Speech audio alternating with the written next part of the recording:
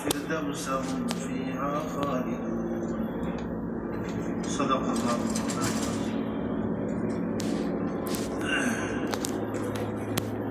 ভালো আছেন সকলে? আলহামদুলিল্লাহ, জি আছে, আল্লাহ খেয়াল রাখছেন। আসলে সর্ব অবস্থায় আল্লাহ শুকর করতে হবে, মানে চিন্তা করতে হবে যে আমাদের থেকেও তো মানুষ যে সবাই যে সব দিক দিয়ে যে সে সম্পূর্ণ থাকবে, পরিপূর্ণ থাকবে এরকম না। দুনিয়াতে প্রত্যেকের সাথে কিছু কষ্ট আল্লাহ তাআলা দিয়ে দিয়েছে। হ্যাঁ, সবার কিছু কষ্ট আছে, কিন্তু তারপরেও চিন্তা দেখতে হবে যে আমার থেকে নিচেই যারা আছে, হ্যাঁ আমার থেকেও তো অনেক খারাপ অবস্থায় মানুষ আছে না? সেটা যদি দেখা হয় তাহলে আল্লাহর নেয়ামতের কদর করা হবে। যেমন হচ্ছে দুনিয়ার লাইনে মানুষ তার নিচের দিকে দেখবে, তাহলে সে আল্লাহর প্রদত্ত, তার উপরে যে আল্লাহ নেয়ামত দিয়েছেন, আল্লাহ প্রদত্ত নেয়ামতের শুকর করা তার জন্য সহজ হবে। আর যদি দুনিয়ার লাইনে সে তার থেকে উপরে দেখে, হ্যাঁ যে আমি তো একতলায় আছি, আর 10 তলার বাড়ির মালিক, হ্যাঁ আল্লাহ মানে কি বাঁধেছে, অমুক দিয়েছে এত বেশি, হ্যাঁ তাহলে আল্লাহ প্রদত্ত নিয়ামতের না শুকরই হবে। অনেকে বিছানা হসপিটালে পড়ে আছে, বিছানায় পড়ে আছে, আমি তো মসজিদে আসতে পারছি। হ্যাঁ, যদিও হয়তো আমারও কিছু স্বাস্থ্যগত সমস্যা আছে, কিন্তু ওই সমস্ত লোক যারা হসপিটালের বেডে আছে, বাড়িতে আছে, চিকিৎসাধীন আছে, তাদের তুলনায় আল্লাহ তাআলা আমাকে ভালো রাখছেন। এই জন্য আল্লাহর শুকর গুজারি করতে হবে। জান্নাতে যাওয়ার পরে তো আর কোনো কষ্ট থাকবে না, কিন্তু দুনিয়াতে কষ্ট এবং কি বলে ভালো উভয়টাই মিলিত থাকবে। এই জন্য কষ্টের সময় সবর করতে হবে, আর ভালো অবস্থায় আল্লাহ পাকের শুকর গুজার হতে হবে।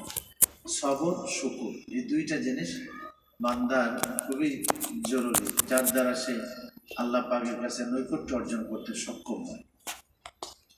যাক, আমরা সূরাতুল মুমিনিন শুরু করছিলাম, তো ইমানদারদের কিছু গুণাবলী, যে গুণ যারা অর্জন করবে আল্লাহ তাদের জান্নাতুল ফেরদাউসের ওয়াদা করছেন। এখানে কেউ যদি জান্নাতুল ফেরদাউস পাইতে চায় তাহলে এই গুণগুলি তার অর্জন করতে হবে। এখানে 8টা গুণের কথা বলছে, তো তার মধ্যে আমরা 2-3 নম্বর আয়াত গত সপ্তাহে আলোচনা করছিলাম যে কদ আফলাহাল মুমিনুন, নিশ্চয়ই সফল কাম ওই সমস্ত মুমিনরা, আল্লাযীনা হুম ফি সালাতিহিম খাশিউন, যারা তাদের নামাজের মধ্যে বিনয়ী থাকে। ফি সালাতিহিম মানে নামাজ, সালাত মানে তো নামাজ, আর খাশিউন মানে বিনয়ী থাকা। খুশু শব্দের অর্থ এখানে বিনয়ী আমরা করলাম, কিন্তু খুশু মানে হলো আল্লাহর ভয়ও বলা হয়। নামাজ পড়বে আল্লাহ পাকের ভয় নিয়ে। ইন্নামা ইয়াখশাল্লাহা মিন ইবাদিহিল উলামা, আল্লাহ কোরআনে পাকের মধ্যে যারা উলামায়ে কেরাম, যাদেরকে আল্লাহ ইলম দান করছেন, তারাই প্রকৃতপক্ষে আল্লাহকে ভয় করে। তাহলে ইয়াখশা ওটাও কিন্তু খাশিয়াত থেকে আসছে, আর এখানে হলো খুশু। তো যাক, ওইটা হলো আবার ভিন্ন অর্থ আসে। তো এখানে খুশু আর আরেকটা শব্দ হলো খুজু। খুশু খুজুর সাথে নামাজ যারা আদায় করে, এটা হলো প্রথম গুণ। নামাজটা এমনি আদায় করলেই হবে না। অনেক মানুষ হয়তো নামাজও পড়ে, কিন্তু দেখা যায় যে হাদিস শরীফে আসছে কারোর অর্ধেক কবুল হয়, কারোর 3 ভাগের 1 ভাগ হয়, আর কারোর তার থেকে আরো কম হয়, 1/4 1/5, কারো নামাজ হয়তো একেবারে কবুলই হয় না, এরকমের হয়। এই জন্য নামাজের বাহ্যিক রূপও সুন্দর হইতে হবে, নামাজের ভিতরের অভ্যন্তরীণ রূপ যেটা মনের অবস্থা, এটাও সুন্দর হইতে হবে। এই জন্য আল্লাহ বলছেন যে যারা নামাজ আদায় করে খুশুয়ের সাথে, খুশুয়ের সাথে যারা নামাজ, বিনয়ের সাথে, এই জন্য মনটাও আল্লাহর দিকে ধাবিত থাকবে নামাজের মধ্যে।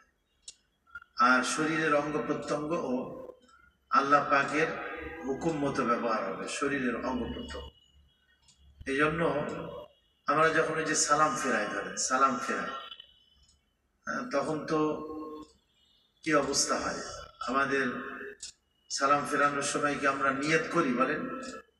কিন্তু গত সপ্তাহে বলছিলাম যে সালাম ফেরানোর সময় আমাদের নিয়ত করতে হবে যে ইমামের বরাবর পিছনে থাকবে সে উভয় সালামে ইমামের নিয়ত করবে যে আমি ইমামকে সালাম দিতেছি।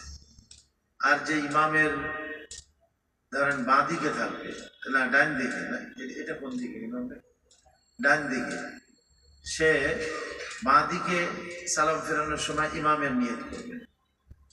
আর যে ইমামের এটা কোন দিকে, বামে যখন থাকবে সে ডান দিকে সালাম ফেরানোর সময় ইমামের নিয়ত করবে।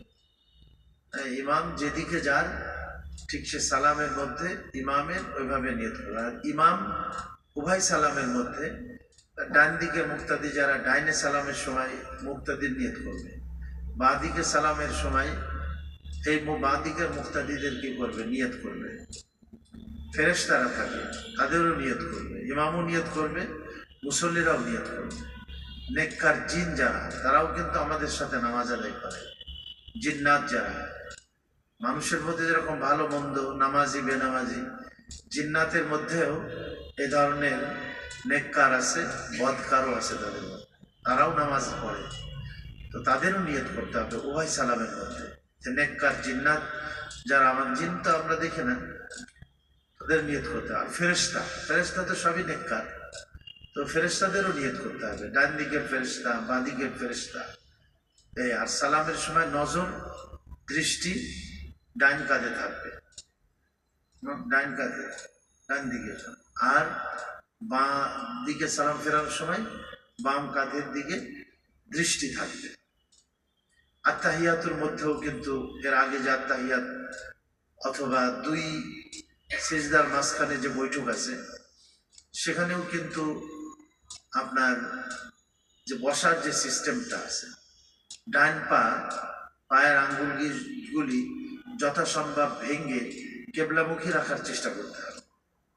হ্যাঁ, ডান পায়ের আঙ্গুল ভেঙে কেবলামুখী, আর বাম পা বিছাই দিয়ে বাম পায়ের উপরে বসতে হবে। আর আপনার হাঁটু বরাবর থাকবে।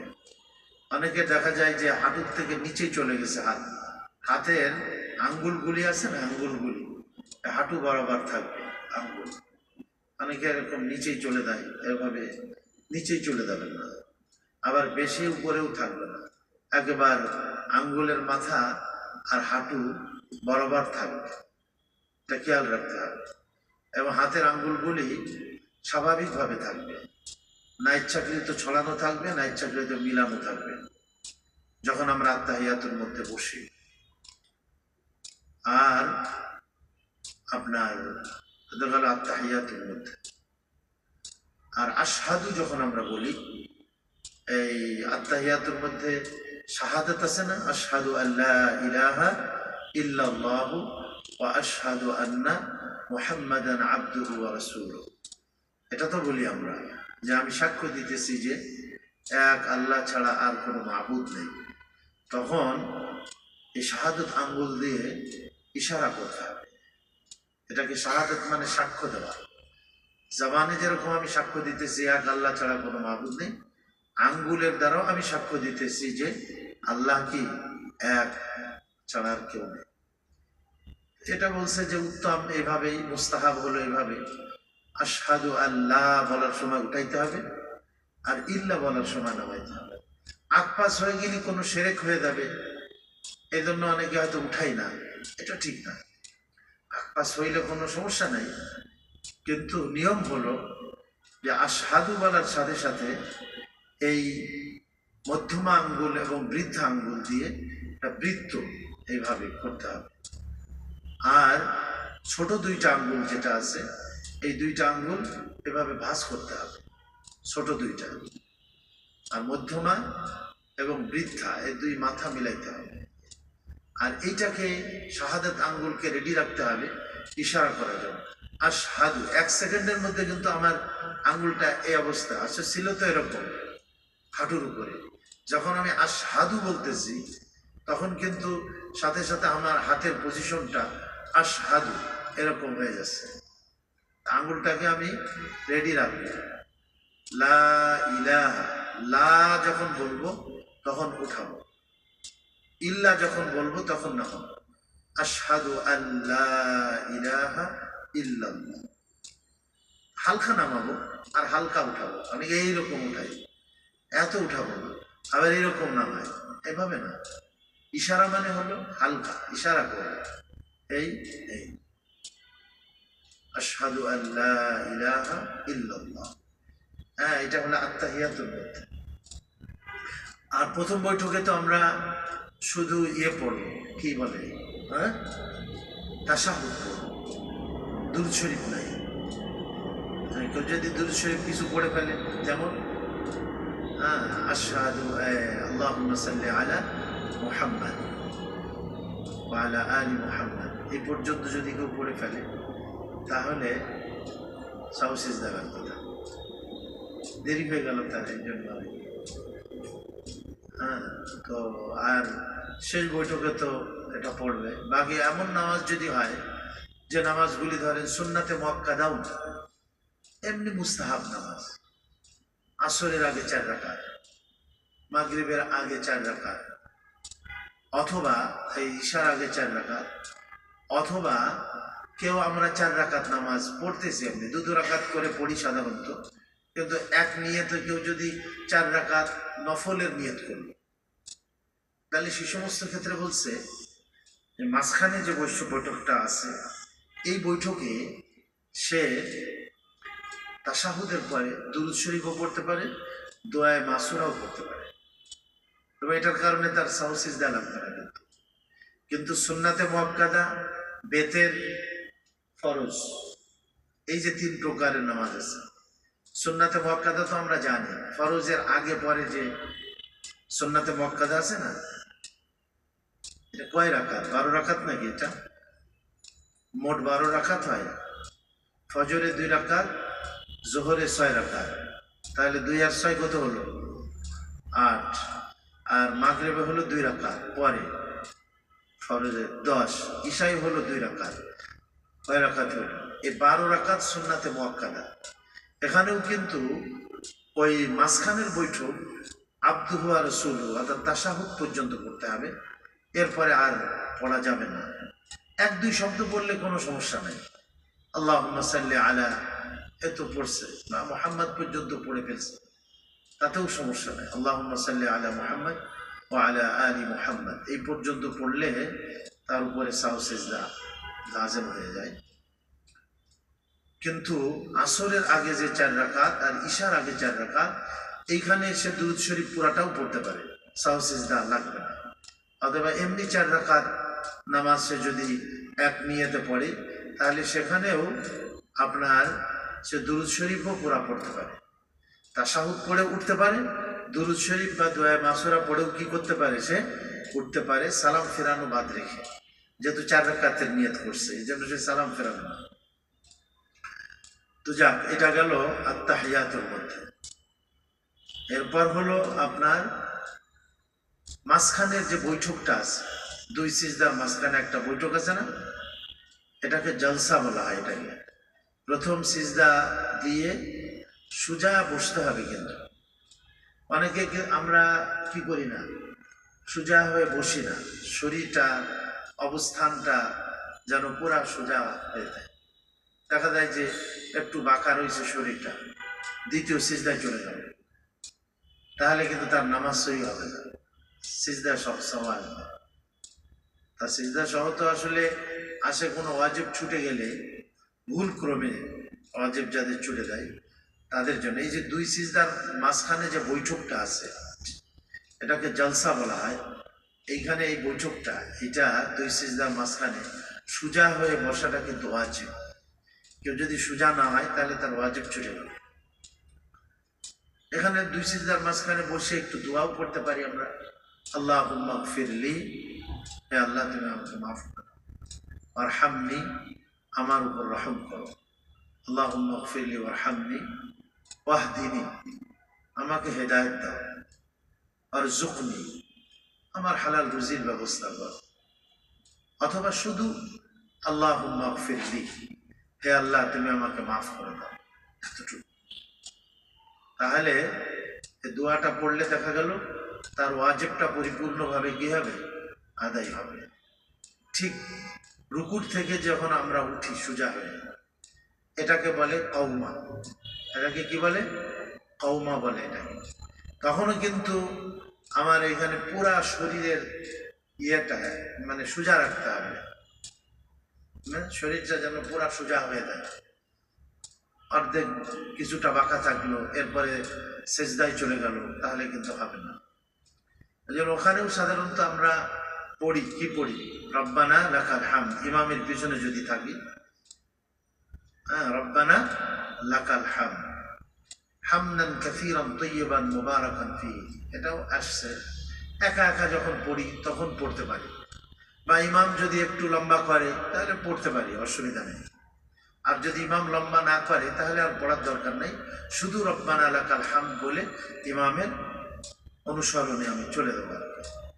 আর হাদিস শরীফে আরো দোয়া আসছে রুকুর থেকে উঠে, রব্বানা লাকাল হামদ মিল আস-সামাওয়াতি ওয়াল আরদ ওয়া মিলআ মা বাইনাহুমা, এই দোয়া আসছে যে আল্লাহ তোমার জন্য সমস্ত প্রশংসা, মিল আস-সামাওয়াতি ওয়াল আরদ ওয়া মিলআ মা বাইনাহুমা, আসমান এবং জমিন এবং এর মাঝখানে যত শূন্য জায়গা আছে, সমস্ত শূন্য খালি জায়গা যেন তোমার প্রশংসা দিয়ে পরিপূর্ণ হয়ে যায়, এরকমের প্রশংসা আমি করতেছি। তো এটা নবীজি আলাইহিস সালামের সময় পড়তেন। আর হুজুর যখন একা একা নামাজ পড়তেন তখন যতক্ষণ পর্যন্ত কেরাত পড়তেন, রুকুও করতেন প্রায় ততক্ষণ পর্যন্ত, রুকুর থেকে উঠে দাঁড়িয়ে ততক্ষণ পর্যন্ত দাঁড়িয়ে থাকতেন, সিজদাও ততক্ষণ পর্যন্ত করতেন। প্রথম সিজদার পরে বসতেন, লম্বা বসতেন, আবার দ্বিতীয় সিজদাও করতেন ওরকমের লম্বা। এটা নবীজি আলাইহিস সালামের একা একা নামাজ। কিন্তু জামাতের সাথে যখন নামাজ পড়া হয় তখন তো মুসল্লিদের রিয়ায়েত করতে হয়। নবীজি তো দাঁড়িয়ে থাকতে থাকতে নবীজির পা মোবারক ফুলে যেত, তাহলে যতক্ষণ দাঁড়াতেন রুকুও এরকম লম্বা করতেন, সেজদাও লম্বা করতেন, দুই সিজদার মাঝখানে বৈঠকও অনেক লম্বা করতেন। অনেক দোয়া হাদিস শরীফে আসছে নবীজি আলাইহিস সালাম পড়তেন। নফল নামাজের মধ্যে কোরআন এবং হাদিসে বর্ণিত এই সমস্ত দোয়া, এটা আপনার পড়া যেতে পারে, সিজদার মধ্যেও পড়া যায়, রুকুর মধ্যেও পড়া যায়, এটা নবীজি আলাইহিস সালাম থেকে প্রমাণিত আছে।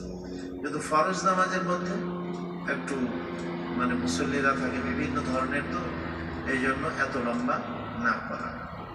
এই আর সিজদা তো মানে গত সপ্তাহ আমরা বলছিলাম। ও আরেকটা জিনিস আমার ব্রেনে আসছিল, সেটা হলো যে আসলে যে কোনো কাজ প্র্যাকটিক্যাল না করলে ওই কাজটা পরিপূর্ণভাবে আয়ত্তে আসে না। এই জন্য নামাজ যখন ফরজ হইল তখন জিবরাইল আমিন আসছিলেন।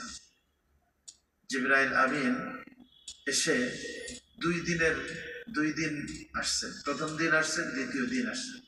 প্রথম দিন একেবারে আউয়াল ওয়াক্তে নামাজ পড়ছেন, দ্বিতীয় দিন শেষ ওয়াক্তে নামাজ পড়ছেন, এবং বলছেন যে 5 ওয়াক্ত নামাজ এর মাঝখানে, এটা হলো না 5 ওয়াক্ত নামাজের ওয়াক্ত। প্র্যাকটিক্যাল এটা হযরত জিবরাইল আমিন এসে নবীজিকে প্র্যাকটিক্যাল নামাজ দেয়, এবং নবীজিও বলছেন সল্লু কামা রাআইতুমুনি উসাল্লি, যে তোমরা ওইভাবে নামাজ পড়ো যেভাবে আমাকে নামাজ পড়তে দেখো। এই জন্য নামাজ একটু প্র্যাকটিক্যাল করা দরকার। এই মসজিদে নিশ্চয়ই মনে হয় আগে থেকে আমলটা জারি আছে। তা আমি নিয়ত করতেছিলাম এই যে সামনে যে জুমা আসতেছে এই জুমাতে এলান করে দেব, দিয়ে এর পরের জুমা অর্থাৎ আগামী যে জুম্মা আসতেছে তার পরের জুম্মাতে আমরা এখানে প্র্যাকটিক্যাল ইশার নামাজের বাদে মুসল্লিদেরকে প্র্যাকটিক্যাল নামাজ শেখাবো। আমাদের কিছু এই যারা নামাজ একটু মস্ক করায়, যে কোনো কাজ আসলে মস্ক না হলে ওই কাজ হয় না, তাই না? এই যে ডাক্তারি বলেন, ইঞ্জিনিয়ারিং বলেন, এটা একটা থিওরিক্যাল পড়ার পরে দেখা যায় 1 বছর কিন্তু মস্ক করে স্টুডেন্ট যারা ইঞ্জিনিয়ারিং, 1 বছর হোক বা 2 বছর হোক, হাতে কলমে বলে এটা, প্র্যাকটিক্যাল বলে এটাকে, হাতে কলমে। তো এরকম দিনের কাজগুলিও হাতে কলমে এটা শিখতে হয়। নামাজও হাতে কলমে এটা শেখার প্রয়োজন হয়, যে রুকুটা কিভাবে করতে হবে, আঙ্গুলটা কিভাবে থাকবে, হাতটা কিভাবে থাকবে, পায়ের অবস্থানটা, হাঁটুটা কিভাবে থাকবে, নজরটা, দৃষ্টিটা কোথায় থাকবে রুকুর মধ্যে।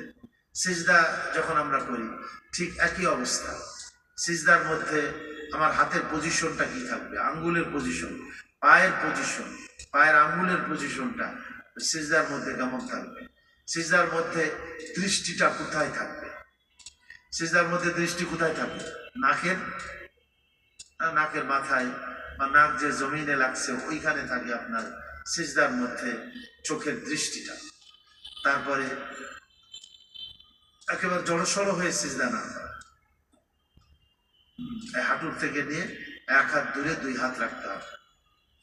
যাক, হাত যখন উঠাই আমাদের হাতের অবস্থানটাও এরকম কান বরাবর থাকবে, হাতের তালু কেবলার দিকে থাকবে, হাতের এই আঙ্গুলের মাথা আসমানের দিকে থাকবে। তারপরে হাত যখন বাঁধি তখন বান্ধার অবস্থাটা এভাবে থাকবে, আপনারাও বাঁধেন তো একটু, 3 আঙ্গুল এভাবে সামনে ছড়িয়ে দিতে হবে, রাখবে মিলানো, আর এই 2 আঙ্গুল বৃদ্ধ আঙ্গুল কনিষ্ঠ আঙ্গুল দিয়ে কবজা ধরতে হবে, আর এই বাম হাতটা ডান হাতের নিচেই রাখতে হবে এইভাবে। অনেকে এইভাবে হাতটা নিচে ঝুলতে থাকে, বাম হাত এভাবে ঝুলবে না, হ্যাঁ, এইখানে ধরে সাধারণভাবে ছেড়ে দিলে যেখানে আসে ঠিক সেখানে হাতটা বাঁধতে হবে নামাজের মধ্যে। নাভির নিচেই পড়বে এখানে ছেড়ে দিলে, বা নাভির উপরে না, নাভি বরাবর, নাভির একটু নিচেই সামান্য এখানে হাত বাঁধার সময় খেয়াল রাখতে। অনেকে আমরা দেখা যায় একামত হইতেছে, একামতের সময় আমরা হাত এরকম বাঁধতে রাখি, একামতের সময় হাত বাঁধা যাবে না, হাত দুদিকে খোলাই রাখতে হবে একামতের সময়। এগুলি আমরা খেয়াল করি না। তো এই যে নামাজের মধ্যে এই সব খেয়াল করে নামাজটাকে আদায় করা, এটাকে বলা হয় খুশু। কি বলা হয় এটাকে? দেলও আল্লাহ পাকের দিকে রাখতে হবে। দেল কোন দিকে থাকবে বলেন? আল্লাহ পাক। এই জন্য খুশুটা অর্জন করা, দেলটা আল্লাহ পাকের দিকে রাখা, যে এটা উলামায়ে কেরাম লিখছেন, এর জন্য 1 নম্বর কর্তব্য আমাদের হলো যে আমি জবান দিয়ে কি পড়তেছি এটা খেয়াল করতে হবে, যে আমি জবান দিয়ে কি উচ্চারণ করতেছি। যেন অনেক সময় দেখা যায় যে ধরেন আলহামদুলিল্লাহি রাব্বিল আলামিন, হ্যাঁ, আমি আমার জবান দিয়ে এটা পড়তেছি। আর রহমানির রহিম মালিকি ইয়াউমিদ্দিন, হ্যাঁ, জবান দিয়ে কি উচ্চারণ করতেছে এটা খেয়াল। অনেক সময় এমনও হয় যে আমি প্রথম রাকাতে কোন সূরা পড়ছি মনে নাই, হয় কিনা? কারণ নামাজটা আমাদের মানে এমন একটা অভ্যাস মতো হয়ে গেছে যে অনেক সময় আমি জবান দিয়ে কি উচ্চারণ করতেছি এটা ওই যে সুইচ টিপলে যেরকম পাংখা অটোমেটিক চলতে থাকে, তো আমাদের নামাজটাও কিন্তু অনেকটা এরকমের হয়ে গেছে। নামাজে দাঁড়াইছে আর অটো কিন্তু ওই মেশিনের মতো সব কিছুই চলতেছে, কিন্তু এরকমের করলে হবে না। হ্যাঁ, আমি জবান দিয়ে কি পড়তেছি, কোন সূরাটা আমি মিলাইতেছি সূরা ফাতিহার পরে, বা সূরা ফাতিহার কোন আয়াতটা পড়তেছি, এটা আমাকে পরিপূর্ণভাবে কি করতে হবে, খেয়াল করতে হবে। তো উলামায়ে কেরাম বলছেন যে যদি খেয়াল ছুটে যায় তো সাথে সাথে আবার খেয়ালটাকে নামাজের মধ্যে আনার চেষ্টা করতে হবে। এটাও কিন্তু একটা মনের সাথে জদ্দোজেহাদ করা, হ্যাঁ, মনের সাথে যুদ্ধ করা। তো হয়তো একটু নামাজের বাইরে চলে গিয়েছি, আবার নামাজের ভিতরে চলে আসলাম, হয়তো দেখা গেল হ্যাঁ মালিকি ইয়াউমিদ্দিন, এই সময় আমার জেহেনে এই শব্দটা নাই, দিলে নাই। এরপরে আবার স্মরণ আসছে, ও আমি তো নামাজ পড়তেছি। তখন খেয়াল করতে হবে, ও ইহদিনাস সিরাতাল মুস্তাকিম, আমি এটা উচ্চারণ করতেছি, সিরাতাল লাযীনা আন'আমতা আলাইহিম, এটা উচ্চারণ করতেছি। একটা হলো শব্দ কি উচ্চারণ করতেছি, এইটা নামাজের মধ্যে কি খেয়াল রাখতে হবে। শেষে কেরাতে হোক, চাই সে রুকুর তাসবিহ হোক, রুকুর থেকে উঠা হোক, সিজদার তাসবিহ হোক, খেয়াল করে করে শব্দগুলি উচ্চারণ করা, এটা হলো প্রথম ধাপ। দ্বিতীয় ধাপ হলো যে আপনার অর্থের প্রতিটি খেয়াল রাখা। এই জন্য সাধারণত আমরা যে ইয়ে করি, যে সূরাগুলি আমরা পড়ি, ছোট ছোট সূরা, যে নামাজের মধ্যে সূরা ফাতিহা পড়ি, আর আলাম তারা বা এর উপরে সূরা ওয়াল আসর আছে, আলহাকুমুত তাকাসুর আছে, তারপরে ধরেন ওয়াইলুল লিকুল্লি হুমাজাতিল লুমাজা আছে, সূরা আল কারিয়া আছে, যেগুলি ইমাম সাহেবরা ছোট সূরা, এগুলার একটু অর্থ অল্প অল্প করে যদি জেনে নেওয়া যায় তাহলে ভালো হয়। এজন্য আমি জবান দিয়ে যে শব্দটা পড়তেছি এর অর্থটা কি, এটাও ধ্যান করা, খেয়াল করা। আলহামদুলিল্লাহি রাব্বিল আলামিন, আলহামদু মানে সমস্ত প্রশংসা, লিল্লাহ মানে আল্লাহর জন্য, রব্বুল মানে যিনি প্রভু, আলামিন মানে বিশ্বজগৎ, বিশ্বজগতের মালিক যিনি, তার জন্য সকল প্রশংসা। এই জন্য এখানে যে তালিম হয় 1 মিনিটের মাদ্রাসা, ওইখানে কিন্তু নামাজের মধ্যে পঠিত সূরা এবং তাসবিহাত, দোয়া, দুরুদ, আত্তাহিয়াত, এই প্রত্যেকটার কিন্তু এক একটা করে অর্থ বলা হয়। হ্যাঁ, এবং 2 দিন 3 দিন পরে পরে আবার মিলায় মিলায় বলা হয়। হ্যাঁ, এইটাও একটা আমরা কিনে নিতে পারি। কি নাম জানেন? 1 মিনিটের মাদ্রাসা। 1 মিনিটের মাদ্রাসা, ওইখানে নামাজের মধ্যে পঠিত বিভিন্ন দোয়ার অর্থ আছে। তারপরে ধরেন আপনার আর কি আছে ওর মধ্যে, গুনাহ, এক একটা গুনাহ থেকে বিরত থাকা, এই জন্য এক একটা গুনাহের কথা বলো, গুনাহের প্রতিসমূহ আছে। এরপরে সুন্নাত আছে, এক একটা সুন্নাত বলা আছে, এবং নেক কাজের কি উপকারিতা, ফায়দা, এগুলি বলা আছে। তো এটা 1-2 মিনিটের মধ্যে দেখা যায় যে ওইটা পড়লে আস্তে আস্তে আস্তে আস্তে নামাজের মধ্যে যে সূরা ফাতিহা সহ অন্যান্য যে ছোট ছোট সূরাগুলি আমরা পড়ি, এর অর্থটাও আমাদের কি হয়ে যায়, মুখস্থ হয়ে যায়। হ্যাঁ, এই জন্য উলামায়ে কেরাম বলছেন নামাজের মধ্যে খুশু পয়দা করার জন্য এটা জরুরি। আর 3 নম্বর হলো আল্লাহ রাব্বুল আলামিনের ধ্যান, আল্লাহ পাকের কি ধ্যান করতে হবে। কি এক হাদিসে আসছে, ইহসান বলা হয়, এটাও ইমানের একটা স্তর, ইহসান। নবীজি বলছেন আনতা আবুদাল্লাহা কাআন্নাকা তারাহ, তুমি আল্লাহর ইবাদত এমন ভাবে করো কেমন যেন তুমি আল্লাহকে দেখতেছো। কিন্তু আমরা কি আল্লাহকে দেখি নাকি? এই যে ধ্যানটা, যে কেমন যেন তুমি আল্লাহকে দেখতেছো, এটা হলো ফার্স্ট স্টেজ। ফাইল্লাম তাকুন তারাহু ফাইন্নাহু ইয়ারাক, যদি তুমি আল্লাহকে না দেখো, মনে মনে এটা খেয়াল করো, আল্লাহ তোমাকে দেখতেছেন। আল্লাহ আমাকে দেখতেছে, আল্লাহ আমাকে কি দেখতেছে। দুনিয়াতে বিশ্বাস করতে হবে সব দেখে, এটা জরুরি না। দেখা ছাড়াও অনেক জিনিস আমরা কি করি, বিশ্বাস করি। কি করি কিনা, এখন যেন অন্ধকার হয়ে গেছে। এখন আমরা মসজিদে বসা আছে দিনের বেলায়, সকাল বেলায়, সূর্যের আলো, তখন তার বাতি বাতির দরকার নেই, সূর্যের কিরণ তো সব জায়গায় ছড়ায় নাকি। অনেক আমরা এখানে ছাদের নিচে বসা আছি, সূর্য দেখি না, কিন্তু আলো তো আমাদের কাছে পৌঁছতেছে। তা আলোর দ্বারা আমরা বিশ্বাস করি যে না, সূর্য উদয় হয়েছে। সূর্যের কিরণের দ্বারা সূর্য আমরা ইয়াকিন করি, বিশ্বাস করি। একটা প্লেন উড়ে যাইতেছে, এখন কেউ যদি এই কথা মানে প্লেনের মধ্যে, প্লেনটা চালাইতেছে কি বলে তারে, পাইলট চালায়। তো পাইলট ছাড়া কি প্লেন চলে নাকি? এখন যারা আমরা ইয়েতে আছি, তো পাইলটকে কি আমরা দেখি?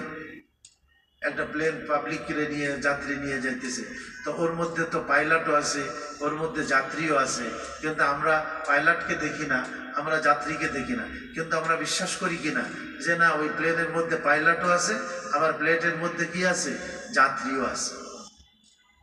কি বিশ্বাস করি না এরকম? অথচ আমরা পাইলট দেখি না। আর কেউ যদি বলে এই কথা, দূর এই প্লেন উড়ে যাইতেছে, পাইলট ছাড়াই উড়ে যাইতেছে, তাহলে তো মানুষ তারে কি বলবে, তোর মাথার তার ছিঁড়ে গেছে, তার মানে তুই একটা পাগল। আরে প্লেন কি এভাবে উড়ে যাইতে পারে পাইলট ছাড়া? কি তো আল্লাহকে আমরা দেখি না, ঠিক আছে, কিন্তু কেউ যদি বলে যে না আল্লাহ ছাড়া এই পৃথিবী এমনিতেই চলতেছে, সূর্য উঠতেছে, চন্দ্র উঠতেছে, রাত্র দিন হইতেছে, হাওয়া বাতাস পানি এসব কিছু, এই পৃথিবীর যত নিজাম ইন্তজাম ব্যবস্থাপনা সব যে হইতেছে এমনি এমনি হইতেছে, তাহলে তো বোঝা যাবে সে একটা পাগল।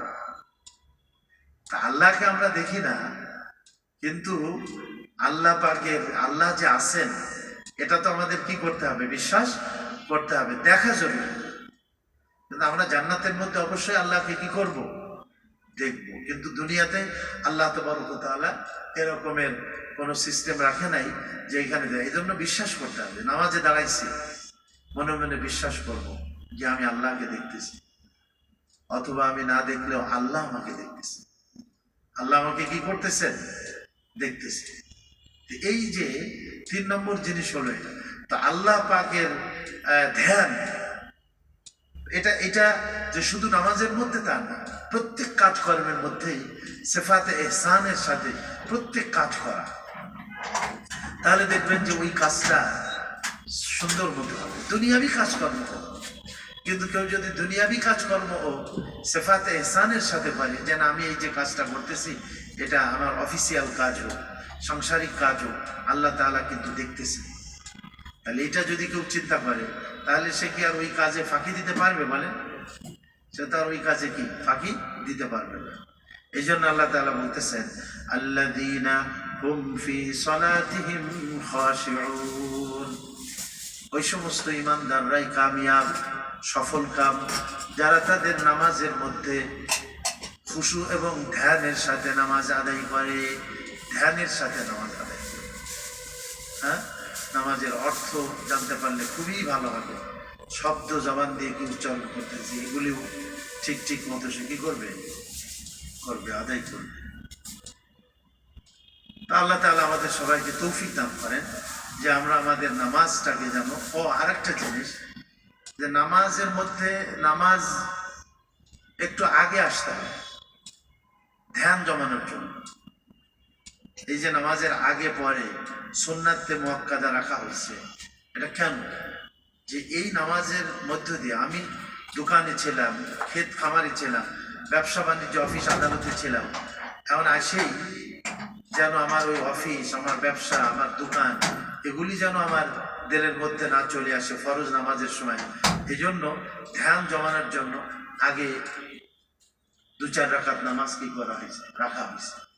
যদিও আসরের আগে সুন্নাতে মুআক্কাদা নেই, তারপরেও পারলে 2 রাকাত কমসে কম হইলেও পড়ার চেষ্টা করা। ঈশার আগে যদিও সুন্নাতে মুআক্কাদা নেই, কিন্তু তারপরেও 2 রাকাত নামাজ পড়ার কি করা, চেষ্টা করা। হ্যাঁ, এর দ্বারা ফরজের মধ্যে আমার মানে মনটা নামাজের মধ্যে কি করবে, থাকবে। হ্যাঁ, আর অনেকে দেখি, অনেকে আমাদের মধ্যে এই ধরনের প্রবণতা, ঠিক আছে একামত হচ্ছে, একামতের সময় দৌড়ে গিয়ে হ্যাঁ আমি নামাজটা ধরব না, আমি 5 মিনিট বা 10 মিনিট আগে কাতারের মধ্যে বসে যাই, বসে গিয়ে একটু কোরআন তেলাওয়াত করে। আপনারা যারা হজ উমরাতে গিয়েছেন ওখানে দেখছেন যে পাবলিক কিন্তু এই যেমন আমাদের এখানে কোরআন শরীফ রাখা আছে, তো ওখানেও তো প্রত্যেকটা এই স্তম্ভের সাথে, মসজিদে হারামে হোক, মসজিদে নববীতে হোক, এ ধরনের কোরআন শরীফ আছে না, আর সব কোরআন শরীফ তেলাওয়াত করতেছে, পড়তেছে। কি সুন্দর একটা পরিবেশ।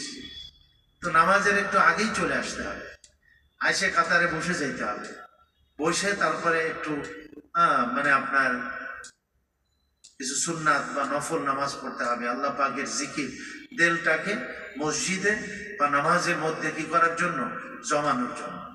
তারপরে ওযু, যখন আমরা এই নামাজের জন্য অজু করি তখনও আমাকে এই অজু ঠিক ঠিক মতো করতে হবে। এই অজুর থেকে নামাজটা শুরু হইতেছে। কিন্তু এই জন্য অজুর মধ্যেও তাড়াহুড়া না করা, নামাজের মধ্যেও তাড়াহুড়া না করা। এই জন্য বলছে যে পাক সাফ হয়ে তার জরুরতকে সেরে বাসার থেকে সুন্দর করে অজু করে মসজিদের দিকে রওনা দেবে। আল্লাহ তাবারক ওয়া তাআলা তার প্রত্যেক কদমে তার গুনাহকে মাফ করবেন, প্রত্যেক কদমে নেকি দান করবেন এবং তার মর্যাদাকে বৃদ্ধি করে দেবেন আল্লাহ তাবারক ওয়া তাআলা। এই জন্য মসজিদে এসে উজু করার থেকে উত্তম হলো বাসার থেকে কি করে আসা, অজু করে আসা। তাহলে এই যে প্রত্যেক কদমে কদমে যে নেকির কথাটা বলা হয়েছে সেটা হলো পাক সাফ অবস্থায়, উজু অবস্থায় বাসার থেকে মসজিদের দিকে রওনা করা, সেই অবস্থায়।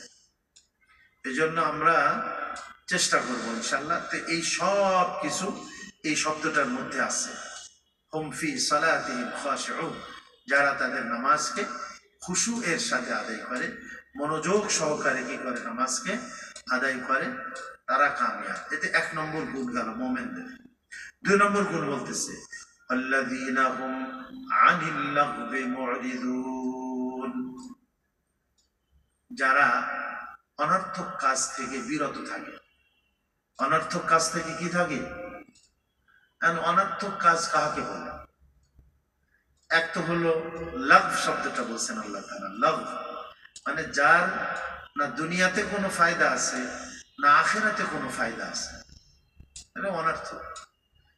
আপনি বসে বসে জিকির করতেছেন, এর ফায়দা আপনার দুনিয়াতেও আপনার অন্তরের মধ্যে আল্লাহ পাকের ধ্যান বসতেছে, আর আখিরাতে জান্নাতের মধ্যে এক একটা জিকিরের দ্বারা আল্লাহ তাআলা আপনার জন্য জান্নাতের মধ্যে বৃক্ষরোপণ করতেছেন, বা ওইখানে আল্লাহ তাআলা প্রাসাদ বানাইতেছেন, এক একটা রুম বানাইতেছেন আল্লাহ তাআলা আপনার জন্য। হ্যাঁ, অথবা নেকির কথা বললেন আপনি, কাউকে কোনো ভালো কথা বলতেছেন। কিন্তু সাধারণত আমরা এক জায়গায় 2-5 জন হলে এমন মানে কথা বলা শুরু করে দিই যে কথার না দুনিয়াতে কোনো ফায়দা আছে না তার আখিরাতে কি আছে কোনো ফায়দা আছে, অনর্থক অনর্থক কথা। এই সারা দুনিয়ার কথা আমরা 2-5 জন হইলে ওই চা স্টলে বসে, দোকানের সামনে বসে আলাপ আলোচনা করতে থাকি, কিন্তু আমরা চিন্তা করি না যে কথাগুলি আমার অনর্থক হয়ে যাচ্ছে কিনা। একজন বুজুর্গ ছিলেন দিল্লিতে, ওনার নাম হলো মির্জা মাজহার জানে জানা রহমতুল্লাহ আলাইহি। সম্ভবত উনি হযরত থানবী রহমতুল্লাহ আলাইহির খলিফা ছিলেন। তো উনি প্রসিদ্ধ বুজুর্গ ছিলেন, হ্যাঁ, অনেক খ্যাতিমান বুজুর্গ ছিলেন। তো ওনার একটা গল্প লিখছে এই কিতাবের মধ্যে যে 2 জন তালবে ইলম, ওরা আপনার এই আসছে ওনার ওখানে।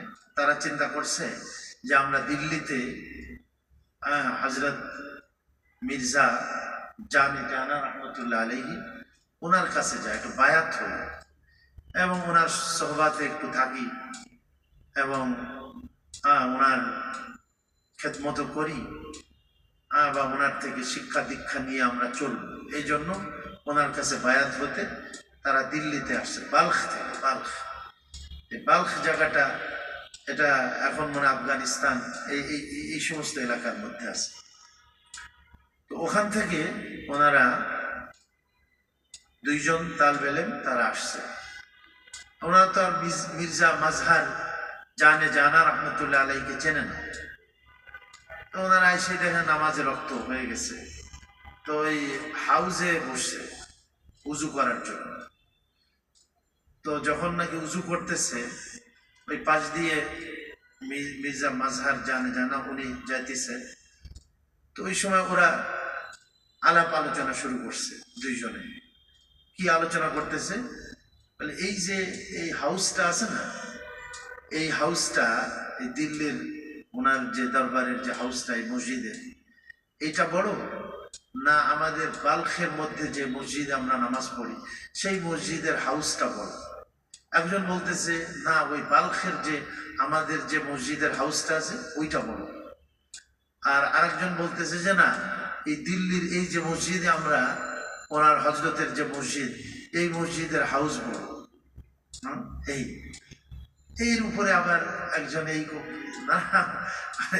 তর্ক বা বিতর্ক করতেছে। তো ওনার কানে তাদের এই আলোচনা পৌঁছেছে। যাক, তারপরে ওরা গিয়ে নামাজ টামাজ পড়ছে, তারপরে ওনার খেদমতে গিয়ে বসছে। হ্যাঁ, কি তোমরা কেন আসছো? যে আমরা বাল্খ থেকে আসছি, হজরতের হাতে বায়াত হওয়ার জন্য আসছে। বলে ঠিক আছে, বায়াত তো পরে হবে, তবে তোমরা বলো যে এই দিল্লির মসজিদের হাউসটা বড় না ওই বাল্খের মসজিদের হাউসটা বড়? ওরা সর্বন্দা বলে লজ্জিত হয়েছে যে হজরত কি তাহলে আমাদের কথা শুনে ফেলছে। ওরা তো আমরা কি চেনে না এই দুই তাল বেলে। তা তোমাদের তো এই কথা, তো তোমরা যেহেতু বলছো, বাহাস করতেছো, তো তোমাদের উচিত ছিল যে ঠিক আছে এটাও মাপো, আবার ওই বাল্ক ওখানে গিয়েও মাপো, যে মাপে বায়াত পরে হবা, আগে এই হাউসটা মাপো, এখানে এইটা কতটুকুন আছে, তারপরে বাল্কে যাও, তোমাদের ওই এলাকায় গিয়ে তোমাদের ওই হাউসটা মাপো, মাপিয়ে তারপরে তোমরা এটা নির্ণয় করো যে কোনটা বড়।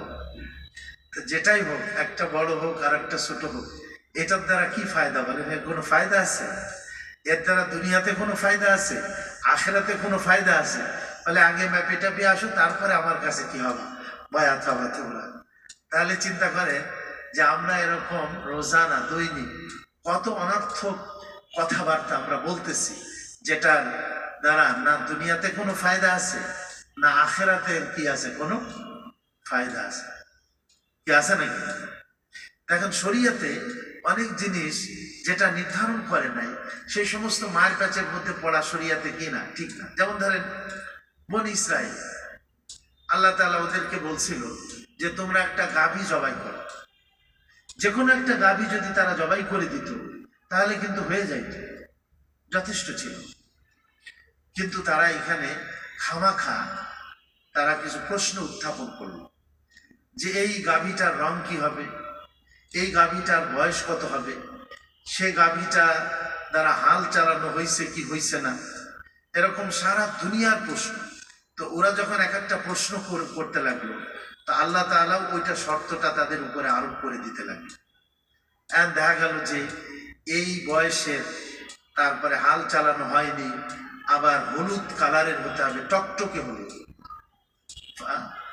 ইন্নাহা বাকারাতুন সাফরাউ ফাকিউল লাউনুহা, টকটকে হলুদ। টকটকে হলুদ গরু কোথায় পাবে? সারা দুনিয়া খুঁজে খুঁজেও তো আবার পায় না। যা কোথাও এক জায়গায় যে একজনের কাছে পাইছে, তা হচ্ছে চরম মূল্য, তার দামও অনেক বেশি আগায় দিয়েছে।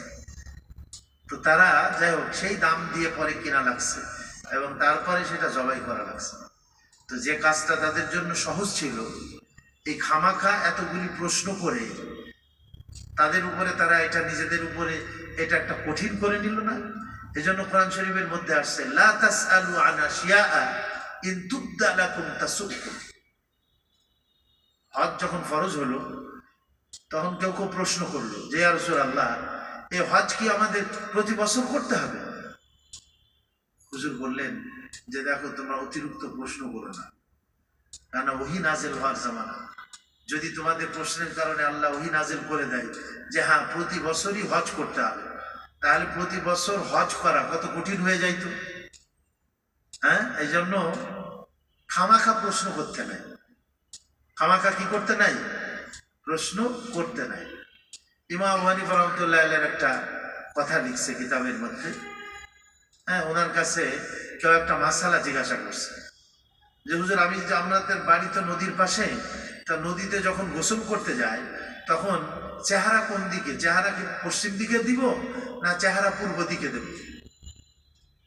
যে জিনিস শরিয়াতে নির্ধারণ করে নাই সেটা তো ওইভাবেই থাকতে হবে। সেখানে তুমি চেহারা পূর্ব দিকেও দিতে পারো, পশ্চিম দিকেও দিতে পারো, এটা তো খামাখা জিজ্ঞেস করার কি নাই, কোনো প্রয়োজন নেই। তো উনি আবার বললেন যে ঠিক আছে, তুমি চেহারা পূর্ব দিকেও দরকার নেই, পশ্চিম দিকেও দরকার নেই, তোমার কাপড়ের দিকে তোমার চেহারা দিয়ে দিবা, যে কাপড় কেউ না নিয়ে যায়, এইটা দেখবে। তো উনি জবাবও এরকম দিয়েছে তাহলে শরিয়াতে যে জিনিস কোনো মানে নির্দিষ্ট করে দেয় নাই, সে এই যে ধরেন আতর লাগানো, আমরা অনেক সময় আতর এখানে লাগাই, অনেক সময় এখানে লাগাই। আরে খুশবু তুমি লাগাও যে কোনো ভাবে হোক না কেন, যে তোমার এই হাতের এখানে লাগাইতে হবে, এখানে লাগাইতে হবে, এই ধরনের কোনো তো সুন্নাত ইয়ে করে নাই। হ্যাঁ, একটা জিনিস আছে, প্রত্যেক ভালো কাজ ডাইনের থেকে করা, এটা হাদিস শরীফে আছে। প্রত্যেক নিম্নমানের কাজ বা মন্দ কাজ এটা বাম দিক থেকে করা, হ্যাঁ, বা বাম হাতে করা। নাক সাফ করতেছি, আমি ডাইন হাতে করবো না বাম হাতে? বাম হাতে করতে হবে। টয়লেটে আমি পানি ব্যবহার করতেছি, সেখানে বাম হাত। খাওয়া দাওয়া, পান করা, চা পান করা, পানি পান করা, এগুলা তো ভালো কাজ, এগুলা কি দিয়ে করতে হবে বলেন? ডান থেকে করতে হবে। জামা পরিধান করতেছি, আমি ডান হাতাটা আগে পরি, হ্যাঁ। কাপড় পায়জামা পরিধান করতেছি, ডান পাটা আমি কি করে আগে দিই। এগুলি তো শরিয়াতে নির্দিষ্ট করা আছে।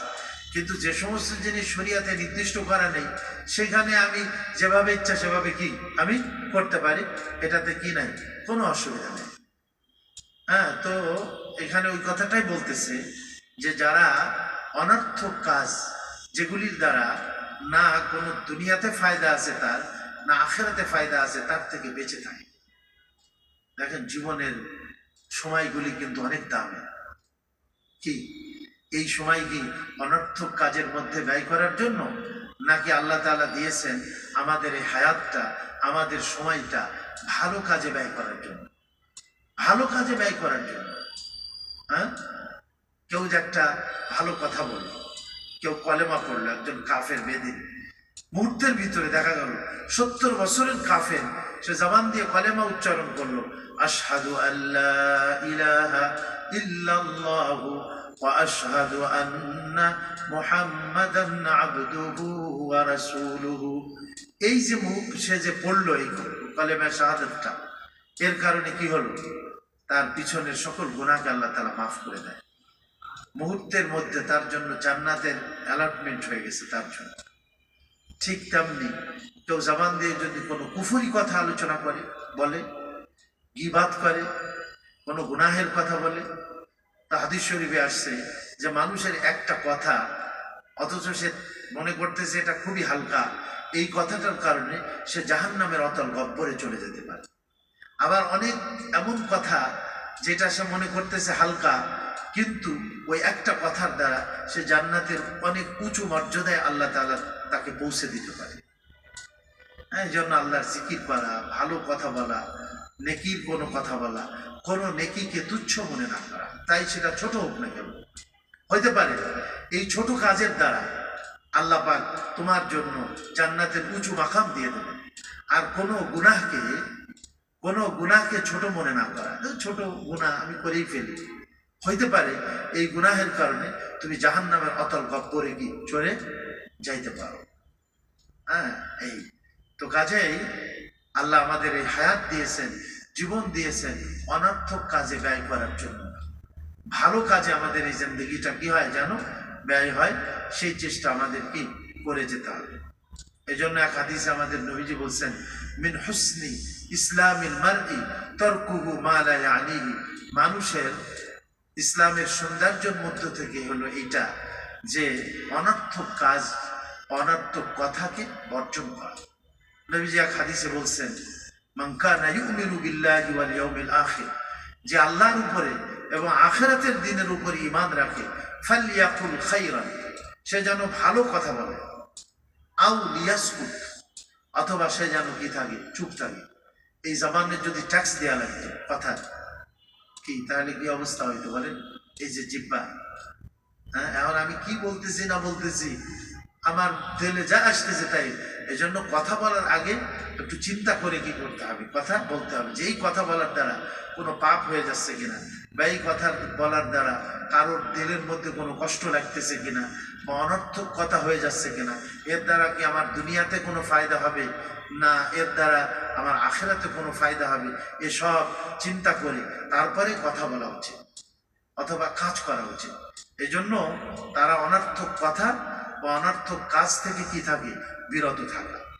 এলো 2 নম্বর গুণ মুমিনের, দুই নম্বর গুণ হলো আল্লাযীনা হুম আনিল লাগবি মুরিদুন, যারা অনর্থক কাজ থেকে কি থাকে, নিজেদেরকে বা অনর্থক কথা থেকে নিজেদেরকে বিরত রাখে। আর সব থেকে বড় জিনিস হলো আল্লাহর নাফরমানি ও গুনাহের থেকে বেঁচে থাকে। এটা হলো অনর্থক। এই সিনেমা অনর্থক। এই যে আজকাল সিনেমাতে এখন হাতের মধ্যে, মানে এক জামানা ছিল সেই সময় মানুষ সিনেমা দেখাকে খুব খারাপ মনে করত। হ্যাঁ, ভালো মানুষ কখনো সিনেমা দেখতো না, বদমাইশ কিসিমের মানুষ, খারাপ মানুষ, আর এই সিনেমা দেখত। আর এখন তো ধরেন এই মোবাইলের মধ্যে, ইন্টারনেটের মধ্যে কত জিনিস আসতেছে, সিনেমা সহ আরো কত কিছু। এটাও তো অনর্থক কাজ, এটা অনর্থক কাজ। হ্যাঁ, যেটা দ্বারা আমার দুনিয়াতে কোনো ফায়দা হচ্ছে অথবা আমার আখেরাতে কোনো নেকি হচ্ছে সেটা তো ঠিক আছে। হ্যাঁ, কিন্তু মোবাইলে বেশিরভাগ দেখা যায় যে অনর্থক কাজ যের মধ্যে আমরা লিপ্ত আছি মোবাইলের মধ্যে। এর থেকেও আমাদের সময় যেন নষ্ট না হয় সে ব্যাপারে আমাদের কি করতে হবে, খেয়াল রাখতে হবে। আল্লাযীনা হুম আনিল লাগবি মুরিদুন। যাক, আজকে আমাদের এ পর্যন্তই থাক। তাহলে দুইটা মোমেনের এই 8টা গুণের মধ্যে দুইটা গুণ, একটা হলো নামাজের প্রতি যত্নবান হওয়া, তার ওয়াক্তের প্রতিও খেয়াল রাখতে হবে, নামাজের বাহ্যিক যে রকমগুলি আছে সেগুলির প্রতি খেয়াল রাখতে হবে, এবং নামাজকে দিল মন লাগিয়ে, হ্যাঁ, ভয়ের সাথে এবং আল্লাহর ধ্যানের সাথে যে নামাজ আদায় করতে হবে। 1 নম্বর গুণ হলো এটা। আর 2য় নম্বর গুণ বলা হলো যে অনর্থক কাজ থেকে নিজেকে কি রাখতে হবে, বিরত রাখতে হবে, অনর্থক কাজ হোক বা অনর্থক কথা হোক। মহান আল্লাহ পাক আমাদের সবাইকে আমল করার তৌফিক দান করেন।